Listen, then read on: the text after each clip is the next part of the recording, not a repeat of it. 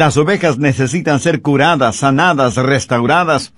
Entonces es la responsabilidad del pastor el cuidar de sus ovejas. ¿Pero cómo lo hace? ¿Cómo el buen pastor restaura a una oveja necia? Si usted es como una oveja necia, ¿cómo puede ser restaurado?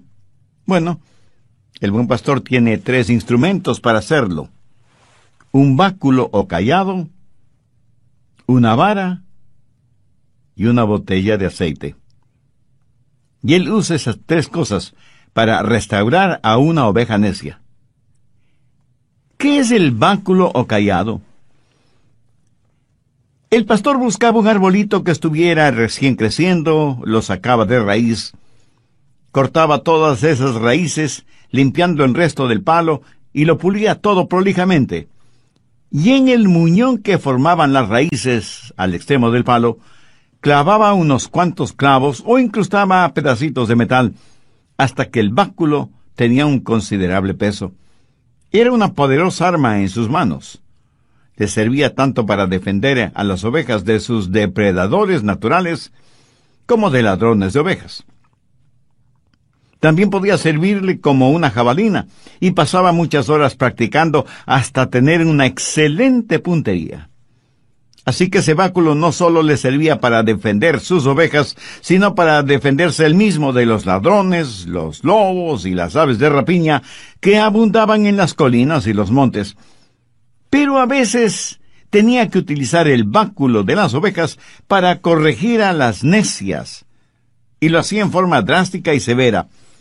Con el báculo rompía una de las patas de la oveja e inmediatamente la vendaba poniéndole un soporte y cubriendo la pata afectada con aceite. Y esto lo hacía hasta cuando la oveja se sanara. Él llevaba a esa oveja enferma en sus hombros y la alimentaba y vertía aceite sobre el vendaje, y cuando la pata se sanaba, ayudaba a la oveja a estar firme en sus patas. Pero esto es lo interesante. La oveja enferma y restaurada en su salud permanecía muy cerca del pastor. En el material que estudié sobre este asunto, descubrí que esa oveja necia, quebrantada y disciplinada, iba a donde el pastor iba, y se convertía en una especie de líder del rebaño. Extraordinario, ¿no le parece? Cuando leí esta información, no pude dejar de pensar en Oseas 6:1. Venid y volvamos a Jehová, porque Él arrebató y nos curará, hirió y nos vendará. ¿Lo entiende? El mismo Dios que nos hiere es el mismo Dios que nos cura, a fin de que podamos estar junto a Él. Creo que esta es la razón por la cual David dijo que antes de ser afligido, Él se había descarriado. Y en Hebreos leemos que el patriarca Jacob, quien fue también un pastor, se alejó de Dios. La Biblia nos dice que Jacob luchó con Dios físicamente. ¿Sabe lo que Dios hizo? Vayamos a Génesis, capítulo 32, versos 24 y 25. Así se quedó Jacob solo, y luchó con él un varón hasta que rayaba el alba. Y el varón le tocó en el sitio del encaje de su muslo, y le descoyuntó el muslo de Jacob. ¿Lo ve? Jacob fue herido por Dios. Descoyuntó su muslo, y el patriarca tuvo que caminar el resto de su vida apoyado en un bastón. Vamos a Hebreos 11:21. Por la fe Jacob, al morir, bendijo a cada uno de los hijos de José, y adoró apoyado sobre el extremo de su bordón. ¿Por qué todo esto? Pues para enseñarnos una lección. Algunas veces tenemos que aprender drásticamente porque parece que esa es la única forma en que podemos aprender. Jacobo tuvo que ser herido para poder ser bendecido. Mi amigo, cuando Dios nos disciplina, y puede ser disciplina física, no es porque no nos ama, sino precisamente porque nos ama. Mire lo que dice Hebreos 12, los versos 5 y 6. Y habéis ya olvidado la exhortación que como a hijos se os dirige, diciendo, Hijo mío, no menosprecies la disciplina del Señor, ni desmayes cuando seas reprendido por Él, porque el Señor al que ama disciplina y azota a todo el que recibe por hijo. ¿Qué padre si ama realmente a sus hijos no los disciplina cuando es necesario? Si Dios nos dejara sin disciplinarnos, no seríamos sus hijos, sino bastardos. Y aunque nuestros padres en la carne nos disciplinaron, siempre los reverenciamos, ¿verdad? Ahora, por lo tanto, no deberíamos estar sujetos a nuestro Padre en el Espíritu y vivir.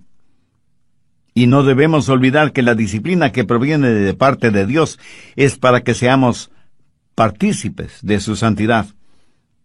La Biblia dice en Hebreos 12:11, en verdad que ninguna disciplina al presente parece ser causa de gozo, sino de tristeza, pero después da fruto apacible de justicia a los que en ella han sido ejercitados. Ahora, cuando esta disciplina le llega a usted, hay 3 cosas que usted puede hacer de acuerdo a lo que dice Hebreos 12:5. Hijo mío, no desprecies la disciplina del Señor. O sea, usted puede resentirse. Pero sería una necedad de su parte el hacerlo, por varias razones. Primera, la disciplina revela algo. Esa clase de disciplina revela que usted es un hijo o una hija de Dios. O sea que revela una relación filial. Mire el verso 6, porque el Señor al que ama disciplina y azota a todo el que recibe por hijo. Permítame repetir lo que ya dije hace algunos minutos. Es porque Dios le ama que le disciplina. No es que el pastor no amara a su oveja, el motivo para quebrarle la pata, sino precisamente todo lo contrario. Eso es un severo caso de disciplina. Y a veces, mi estimado amigo, a veces nuestro amor tiene que ser duro. Y seguramente algunos de ustedes burlonamente me dirá, bueno, yo vivo en pecado, hago lo que quiero hacer, voy a donde se me antoja, soy el capitán de mi propio destino y sin embargo Dios nunca me ha disciplinado. Pues, mi amigo, le aconsejo poner mucha atención al verso 8. Pero si se os deja sin disciplina, de la cual todos han sido participantes, entonces sois bastardos y no hijos. ¿Qué está diciendo Dios? Dios está diciendo que si usted fuera hijo de Él, ya le hubiera disciplinado. Pero si no es hijo de Dios, si usted declara que es un cristiano sin serlo, entonces usted es un bastardo. Y recuerde que esta dura expresión proviene de las palabras de Dios. Así que no argumente conmigo al respecto, argumente con Dios. En segundo lugar, renueva su adoración. En el verso 9 leemos, por otra parte, tuvimos a nuestros padres terrenales que nos disciplinaban y los venerábamos. ¿Sabe que hombres maduros no tienen ningún problema contando cómo sus padres les disciplinaban? Dicen, por ejemplo, mi padre cuando me disciplinaba con todas sus fuerzas. Lo interesante es que estas declaraciones las hacen con verdadero orgullo y dicen, les dábamos verdadera reverencia porque sabíamos que tenían definidos sus valores y paradigmas y por eso les amamos y les respetamos. Yo siento verdadera tristeza por niños que viven en hogares en donde sus padres no les aman y por lo tanto no les corrigen. ¿Sabe que la disciplina revela nuestra relación con Dios y renueva nuestra adoración? Ahora bien, si damos reverencia a nuestros padres terrenales, ¿no deberíamos dar adoración, respeto y veneración a nuestro Padre Celestial? Dios no está en el negocio de primordialmente hacernos saludables y felices, sino santos. Dios no le salvó para sencillamente llevarle al cielo. Ese es un beneficio extra. Dios le salvó para hacerle santo, como Él. ¿Y cómo lo hace? ¿Qué es lo que la disciplina hace para restaurar a una oveja? Revela su relación filial, renueva su adoración y restaura su comunión con Dios. ¿Le gustaba a usted el ser disciplinado, castigado por sus padres, especialmente por su papá? Cuando usted era niño y su padre le iba a castigar, corría usted hacia su papá y lleno de gozo le decía: «Oh, esto es estupendo. Estoy feliz de que esto me suceda a mí. Mi papá me va a dar una buena paliza, pero me siento feliz. Bendito sea Dios. Papá, tú eres maravilloso y sabio. Gracias por castigarme». No, ni usted ni yo actuamos de esa manera, ¿verdad? Porque no nos gusta ser disciplinados, castigados, aunque hayan existido razones válidas para esa disciplina. Personalmente, cuando mi padre me castigaba, me disciplinaba, le debo confesar que él no me parecía ni amoroso, ni sabio, ni maravilloso. Así que, en primer lugar, menospreciamos la disciplina. En segundo lugar, no nos desmayamos frente a la disciplina. Mire el verso 5 de Hebreos 12. Ni desmayes cuando eres reprendido por él. ¿Alguna vez ha visto a un hijo o a una hija fingir desmayo cuando ve que el castigo es inminente? Bueno, yo lo he visto varias veces. Dios ejercita disciplina y la gente renuncia a Dios. Tiran la toalla. Se convierten en trotamundos espirituales y eso es algo terrible. Mi amigo, lo que hace Dios no es para que nos alejemos de Él, sino para que nos acerquemos a Él. No desprecie la disciplina. No finja desmayos frente a la disciplina. La Biblia dice que toda disciplina tiene un propósito específico. ¿Cómo maneja el pastor a una oveja necia? Con la vara de la disciplina.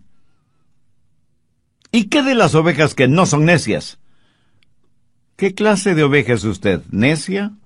¿Descarriada? ¿O enferma? Recuerde que Dios no deja de amarnos porque somos pecadores. Dios no nos ama más si somos menos pecadores, de acuerdo a nuestra propia opinión, ni nos ama menos si somos más pecadores. Dios nos recibe como somos, pero por el amor que nos tiene, no nos deja como somos, sino que nos va perfeccionando cada día, para que lleguemos a ser a semejanza de su Hijo Jesucristo. Esta esperanza también podrá ser suya, si tiene una relación personal con Dios, por medio de Jesús. Pudiera ser que usted sea una persona muy popular, carismática, muy importante e influyente en el nivel político, social y financiero. Desde el punto de vista del mundo, usted es un hombre de éxito. Pero, ¿qué piensa de usted, su esposa, sus hijos, sus amistades íntimas? ¿Qué tan importante es usted en sus vidas? El hecho de ser tan importante pudiera ser que le abra todas las puertas materiales, sociales y políticas, pero jamás le abrirán las puertas del cielo. Dios no le ama porque usted es importante. Usted es importante porque Dios le ama. ¿Lo entiende?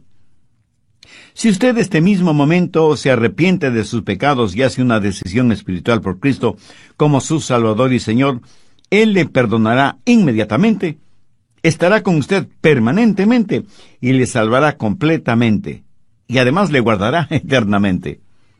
Recuerde que la decisión que usted haga o no haga este momento tendrá repercusiones eternas. Piensa en lo siguiente. Si usted dice que no va a tomar ninguna decisión ahora, pues ya tomó una decisión en contra de Cristo. El evangelista Dr. Lucas cita unas inquietantes palabras de Cristo, quien dijo: «El que no es conmigo, contra mí es. Y el que conmigo no recoge, desparrama».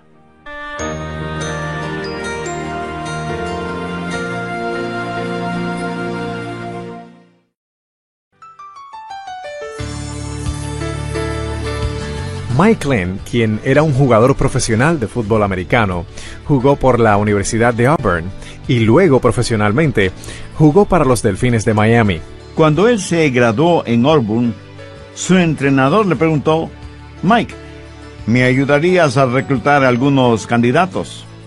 Mike le dijo que sí, y a su vez le preguntó: entrenador, ¿qué clase de prospectos estamos buscando? Y el entrenador le dijo: hay jugadores que cuando son derribados en el campo de juego, se quedan tendidos en el suelo. Esa clase de jugadores no nos interesan. Cuando un jugador es tumbado y se pone de pie inmediatamente y nuevamente es tumbado y vuelve a ponerse de pie, tampoco es el tipo de jugador que buscamos. Pero sí nos interesa el jugador que puede poner en el suelo a los demás. ¿Qué tal? Y gracias por acompañarnos en este nuevo estudio bíblico con el Dr. Adrián Rogers. ¿No le gustaría a usted pasar de la defensiva a la ofensiva? ¿Qué tal si pasáramos de ser una víctima a ser una persona fuerte en el Señor? Vamos a presentarles hoy la segunda parte de un mensaje titulado ¿Cómo estar bien y permanecer bien con Dios? Aquí está con nosotros ya el Dr. Adrián Rogers en la voz del pastor Lenin de Anón. David en el Salmo 40, verso 2 dice: y me hizo sacar del pozo de la desesperación, del lodo cenagoso. Puso mis pies sobre peña y enderezó mis pasos. David habla de lo mismo al compararse con una oveja que ha sido disciplinada, guiada, rescatada y protegida por el pastor. Algunas veces una mamá oveja, por estar pastando por aquí, por allá y más allá, se olvidaba de su pequeño corderito. El pastor observaba lo que estaba sucediendo y con el cayado guiaba a la mamá oveja a donde estaba su corderito. Eso es lo que necesitan hacer los pastores en nuestros días, a fin de que ovejas y corderitos estén juntos, permanezcan juntos y se desarrollen juntos. Porque el diablo está tratando por todos los medios de destruir los hogares, de destruir las familias, de romper la unidad del cuerpo de Cristo que es la iglesia. ¿Cuándo sucede eso? Cuando caemos, cuando somos débiles espiritualmente, cuando nos apartamos de Dios y nos contaminamos con el pecado. Pero gracias a Dios que Él tiene una vara y un cayado, no solo para disciplinarnos, guiarnos, rescatarnos y defendernos, sino también para mantenernos junto a Él. Pero aún hay algo más. Todos somos ovejas enfermas. Verá, cada noche el pastor traía las ovejas al redil. Recuerde que Jesús es la puerta de las ovejas. Dentro del redil las ovejas estaban seguras, pero en la puerta estaba el pastor bloqueando el mismo hueco que servía como puerta del redil. De esa forma nadie podía entrar o salir del redil sin que el pastor lo supiera. Y cada noche él las contaba y las llamaba por su nombre. Y no solo que las contaba y las llamaba por su nombre, sino que además las acariciaba. Ponía sus manos sobre sus ovejas y hundiendo sus dedos en la lana y mirando atentamente, buscaba por si su oveja tenía alguna herida o por si algún insecto se había adherido a la piel de la oveja. Y cuando encontraba alguna herida o alguna laceración en la piel de la oveja, usaba el aceite para curarla. Especialmente los cortes en la cabeza o en las fosas nasales. Literalmente, ungía la cabeza de la oveja con aceite. Ese aceite estaba mezclado con sulfuro y brea y servía también como insecticida para alejar a las moscas que pululaban alrededor de la nariz de la oveja. Gracias a Dios que el aceite, que representa al Espíritu Santo que nos protege de moscas diabólicas y que nos consuela cuando estamos lacerados y doloridos o cuando estamos heridos espiritualmente. Nuestro buen pastor nos conoce, y nos conoce por nombre, y nos restaura, y nos sana, y nos cuida, para que siempre estemos junto a Él. El buen pastor David tuvo todas esas cosas en mente cuando dijo: confortará mi alma. David fue necio, y tuvo que ser quebrantado. se desvió del camino y tuvo que ser traído de regreso. Y aunque estuvo herido de gravedad, Dios le sanó. ¿Le agradece a Dios usted cuando le disciplina, cuando le corrige? Y pienso en mi propia vida. Y sé que estoy vivo porque mi buen pastor usó conmigo su vara, su cayado y su botella de aceite. ¿Puede usted decir lo mismo? ¿Puede recordar las veces en que Dios usó su vara y su cayado en usted? Yo sí me acuerdo. Pero Él no solo ha usado su vara y su cayado en mí, sino también su aceite curador, sanador, renovador. Yo doy gracias a Dios por su Hijo, mi buen pastor, el que conforta mi alma. En tercer lugar tenemos la maestría del pastor. El buen pastor no solo que restaura nuestra alma y nos guía por sendas de justicia, pero para restaurarnos Él tiene que tener dominio sobre nosotros. Y cuando tiene dominio sobre nosotros nos guiará, será nuestro maestro, nuestro mentor. ¿Sabe cuál es el triste problema para muchos seres humanos? Que están más interesados en ser restaurados físicamente que en ser sanados espiritualmente. Si es que usted no camina desde la restauración hasta la justificación, usted estará de regreso a los mismos viejos problemas. Muchos quieren caminar rectamente, pero no en el camino de la obediencia a Dios. Recuerde que a quien mucho se le ha perdonado, mucho debe amar. Debemos ser como la oveja con la pata quebrada que quiere estar junto a Jesús, porque Él es su maestro que quiere guiarle para que usted nunca se desvíe. Así que, ¿cuándo aprenderemos? ¿Cuántas veces más resbalaremos y caeremos antes de aprender a estar junto al buen pastor? Recuerde las palabras que Jesús mismo dijo. Él es el buen pastor, y sus ovejas conocen su voz y le siguen. Ahora escúcheme. 3 cosas son necesarias para seguir al buen pastor. Primero, tiene que estar obsesionado con el pastor. O sea, usted debe amar apasionadamente a Jesús.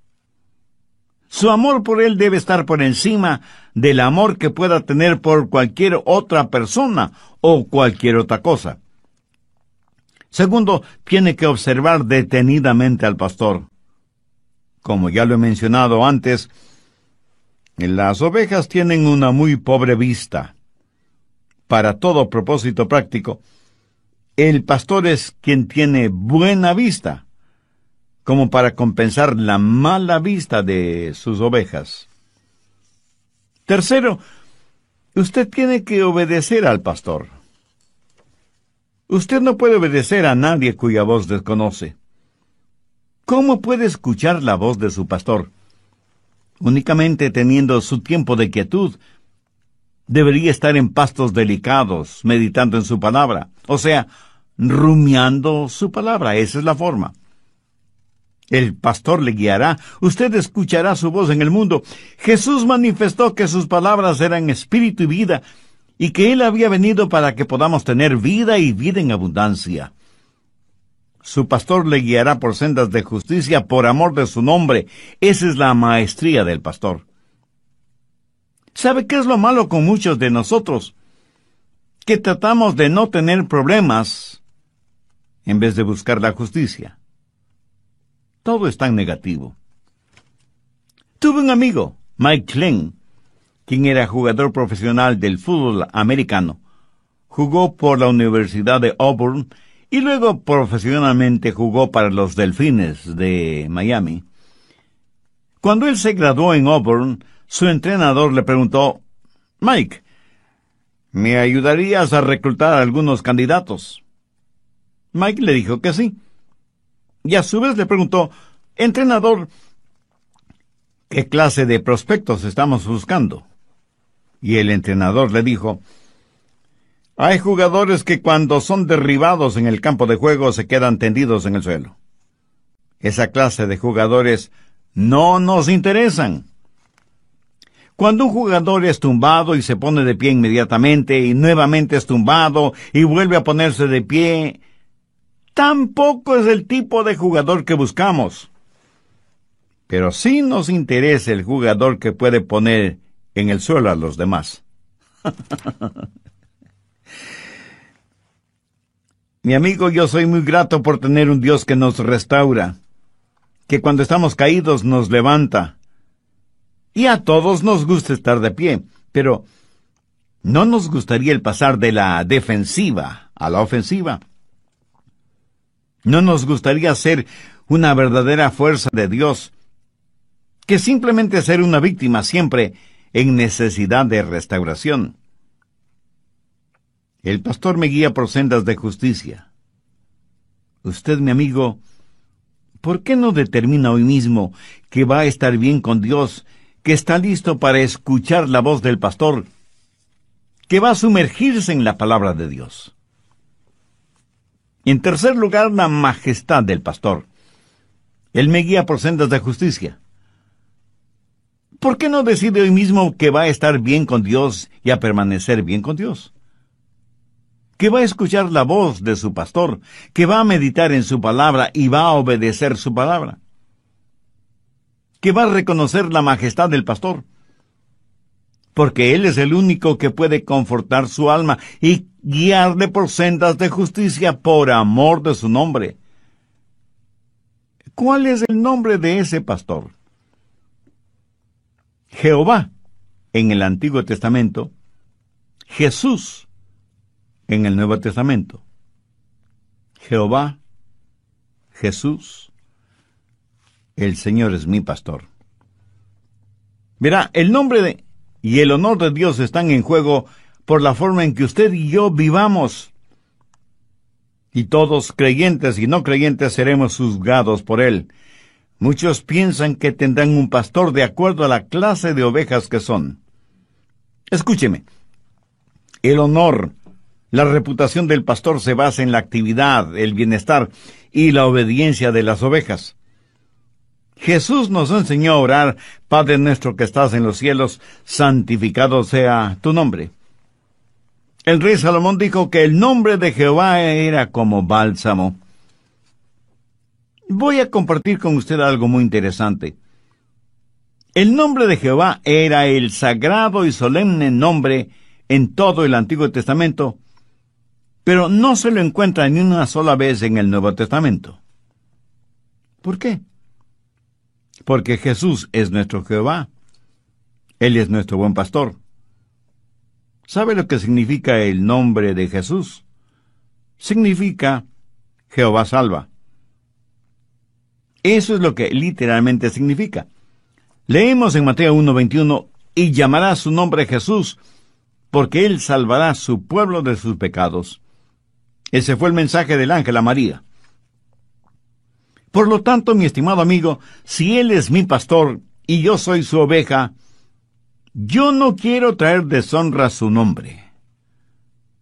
Proverbios 22:1 dice: de más estima es el buen nombre que las muchas riquezas.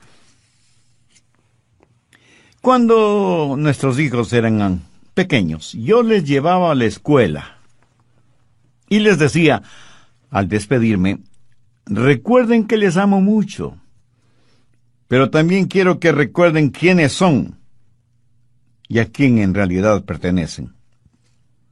¿Saben? Yo creo que el Señor les dice lo mismo a sus ovejas. Recuerden quiénes son y a quién pertenecen. Ustedes son mis ovejas. Mi nombre está fundido con el de ustedes. Y quiero guiarles por sendas de justicia por amor a mi nombre. Amigo, permítame hacer una confesión. Yo preferiría morir antes que traer deshonra a mi esposa, mis hijos, mis padres y sobre todo a Dios. ¿Quién me da la fortaleza? Pues mi buen pastor, quien me pone en la senda correcta cuando me desvío, y lo hace día a día. Por eso hay en mi corazón siempre el deseo de glorificar su nombre. ¿Siente usted de la misma manera?